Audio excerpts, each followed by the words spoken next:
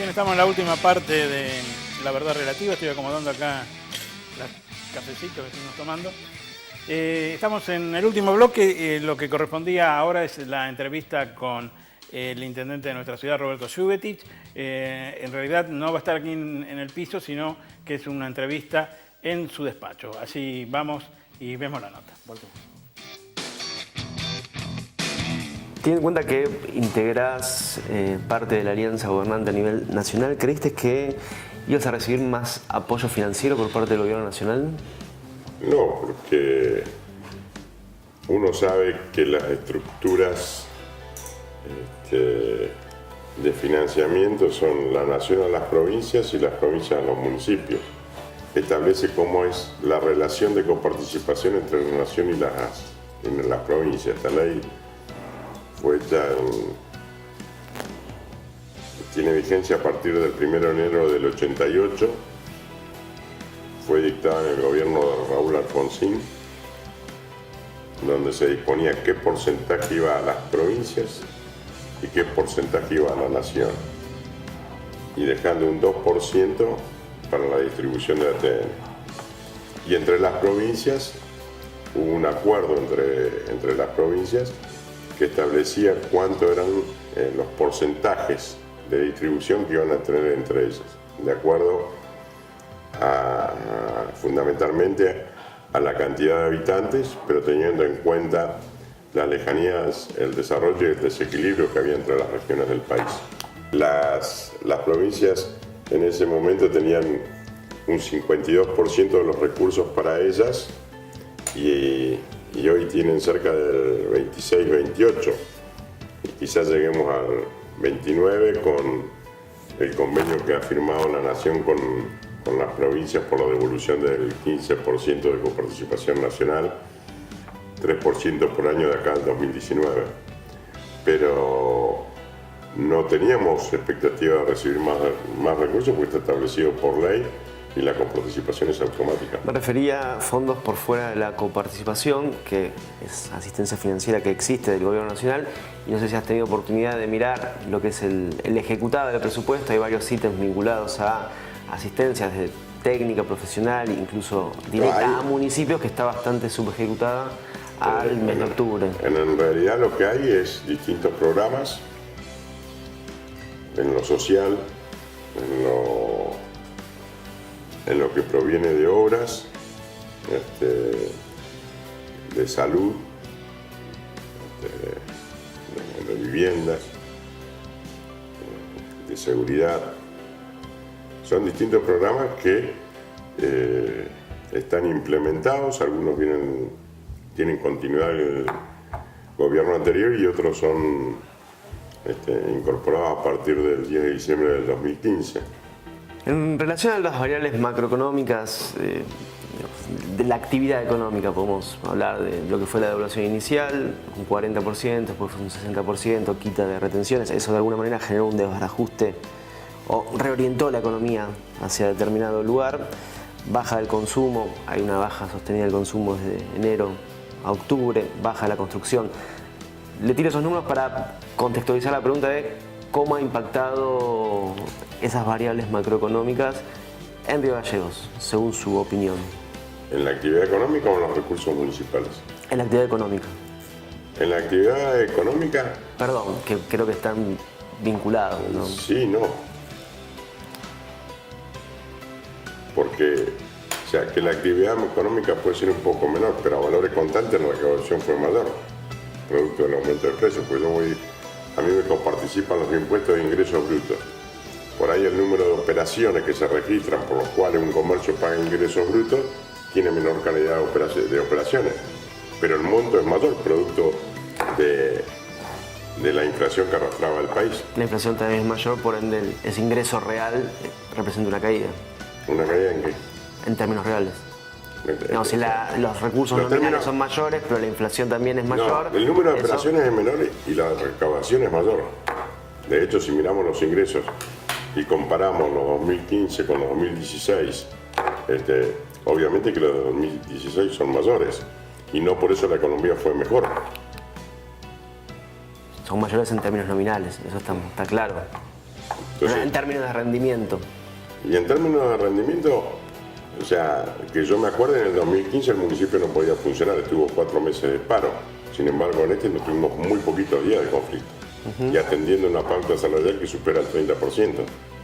Porque tuvimos que hacernos cargo de lo que estaba comprometido el año pasado, que tampoco se pudo pagar. Entonces, las realidades son relativas. Depende qué es lo que quieran medir, o qué índices, o cómo las evaluás. En relación a la actividad económica, de lo que puede percibir de los vecinos o incluso de los comercios, pymes que funcionan aquí en la provincia, pero concretamente en el municipio. ¿Cuál es su percepción de cómo les está yendo este año a estos sectores?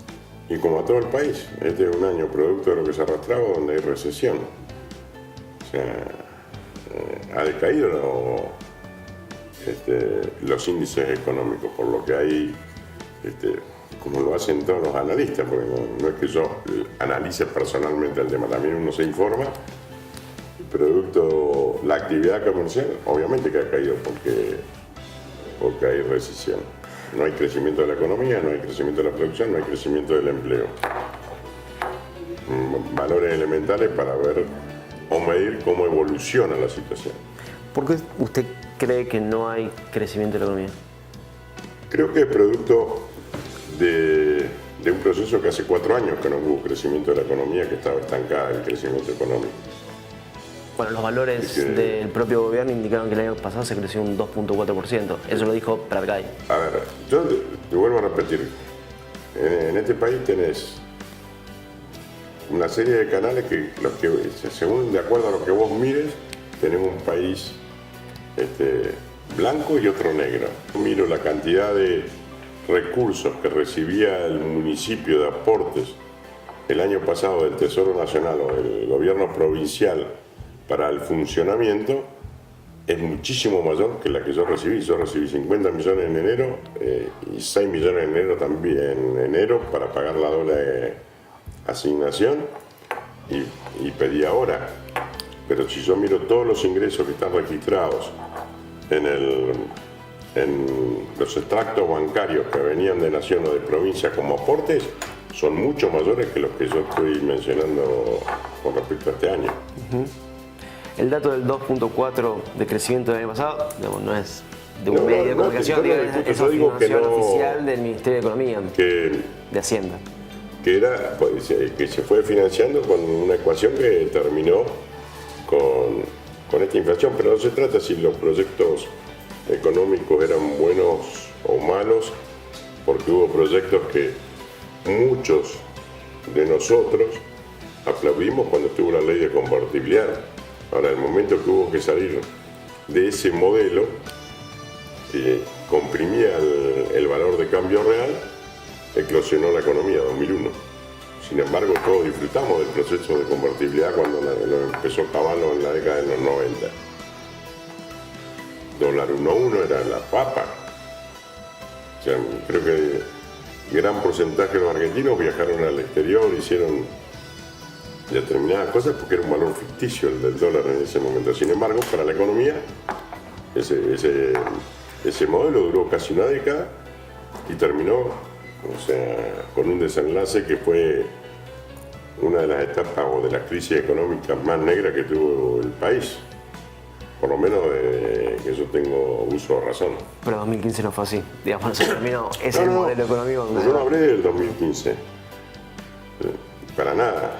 Yo dije que no critico los modelos económicos, sino que en determinadas etapas pueden ser buenos una receta económica para un determinado ciclo. Pero después, si vos no cambiás o lo condicionás a nuevas situaciones, los procesos que fueron buenos en determinados momentos terminan haciendo daño. Todo lo bueno que pudieron ser en su momento no sirvieron en el resultado final. Esto es lo que estoy diciendo. O sea, si uno compara el primer gobierno de Néstor Kirchner, encontrar una situación como la que estábamos en el 2003, saliendo de la convertibilidad, con un trabajo hecho en el gobierno interino de Duhalde, y cómo se recuperó la economía aprovechando vientos a favor que hubo del valor de los commodities, como la soja, el petróleo y otros productos que exportamos, que daban una balanza comercial importante, nos permitió hacer un crecimiento y desarrollar políticas con las que uno está totalmente de acuerdo. Ahora, después, esas situaciones fueron variando. Ya los commodities no tenían, en el último año los commodities como la soja, el petróleo bajaron su valor considerablemente, con lo cual nos produció una balanza comercial negativa, básicamente. Entonces, de alguna manera tenías que financiarte para compensar esos avances que había tenido durante el proceso, que los valores de nuestros commodities eran más altos, aplicados a las políticas que el gobierno decía, que eran algunas muy buenas, la inclusión, el desarrollo de distintas regiones del país que estaban en forma muy desequilibrada con el centro del país, fueron realmente buenas, pero en el momento que las variables variaron, no adecuamos los procesos de esas transformaciones. Desde mi punto de vista, ¿no? Yo no soy el dueño de la verdad. Roberto, muchísimas gracias. Bueno, gracias a vos.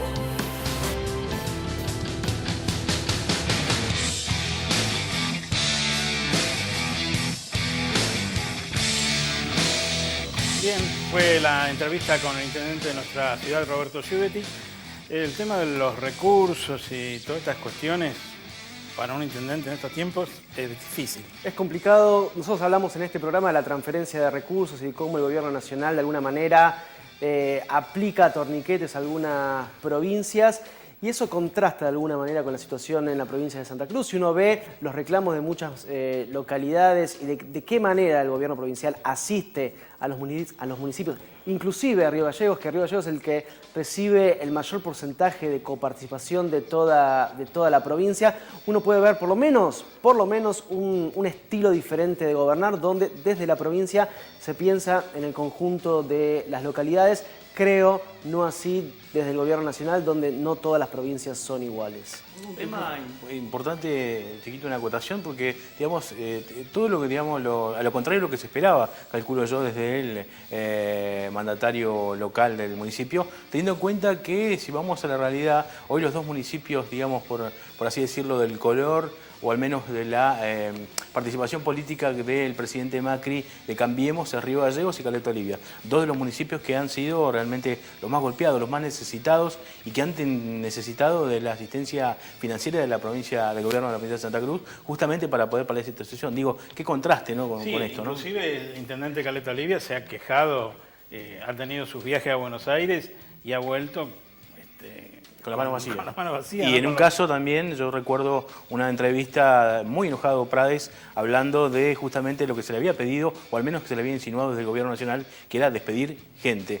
No recuerdo bien, pero creo que era un número cercano a 1.500 empleados le habían pedido, digamos, para empezar a normalizar los números del municipio de Caleta Olivia, ¿no? Un contraste importante hoy cuando estamos hablando de transferencia de recursos, donde uno entendería que estos municipios no tendrían que estar pasando las necesidades que están pasando.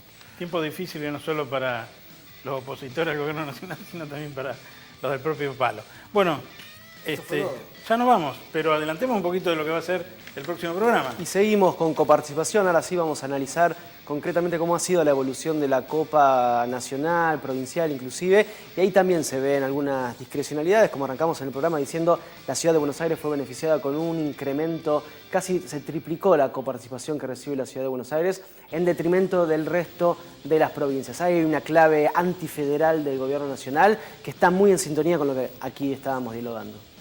Bien, entonces nos despedimos, será hasta el próximo lunes con la verdad relativa a política en contexto. Muchas gracias.